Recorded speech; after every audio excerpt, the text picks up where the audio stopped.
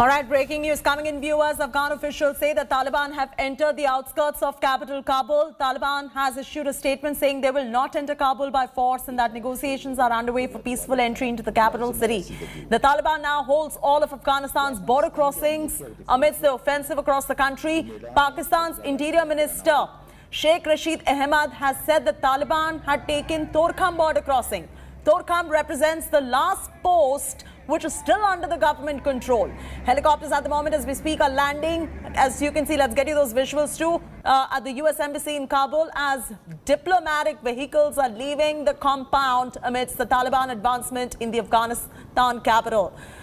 Those are the visuals coming in of helicopters landing right there, a matter of huge concern for Afghanistan. Our executive editor, Sandeep Unnithan, is now joining us for the very latest. Sandeep, I want to start off by asking you what you make of this entire situation with the Taliban hovering on the outskirts of Kabul. They're saying they will not enter, but as Shiv was mentioning earlier, whatever they put out needs to be taken with a pinch of salt, and it's a matter of time before they enter Kabul. Well, Chaiti, I would agree with what Shiv said. And right now, what the Taliban are doing, they're playing a very intense mind game. Psychological warfare is in play. As you know, they've pretty much taken most of the country, and Kabul is the last stronghold virtually of the government. The government has been reduced to just holding the capital of Afghanistan. The Taliban have encircled the capital over the last couple of days. It's literally taken every single town and city of importance around the Kabul and all the roads that lead into the capital of Afghanistan.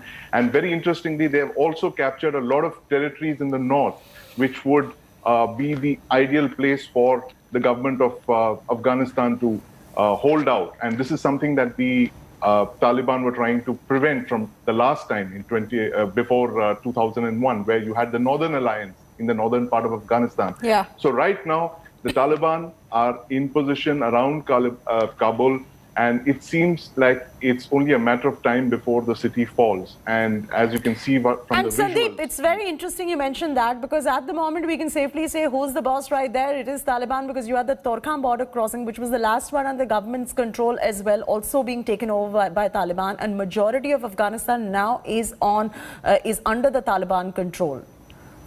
That's right, Chaiti. And the Torkham border crossing is about 200 kilometers east of Kabul. And that's one of the most important, gateways into Pakistan. And what the Taliban have done is they've completed their encirclement of Kabul. It's now only a matter of time before the city falls.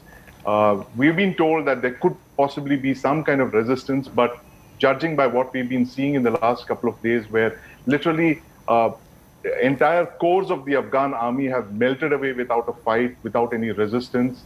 That's one of the most baffling aspects of this. How did an army of 300,000 that we were being told by the US President Joe Biden about a month back, how did an army of 300,000 literally melt away without a fight? And this is something that's baffling all of us as we're watching these very, very disturbing visuals that are coming out of Afghanistan. Is all of this... I want to get your perspective on this, a result of a reckless American gamble?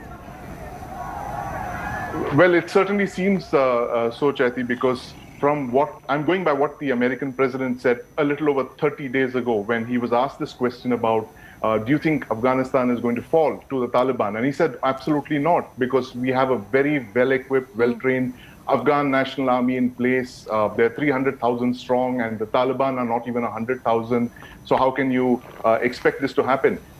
And look, lo and behold, a month later, the Afghan National Army seems to have just melted away without a fight. Yeah. What we're looking at is possibly one of the most catastrophic US intelligence failures. Yeah. And I'm not alone in saying this. There have been a lot of US scholars which have said that what happened to all the trillions and the billions that you invested in intelligence and assets on the ground and the drones and the satellites, and you could not tell this massive nationwide Taliban offensive that's literally taken the whole country in less than a month's time.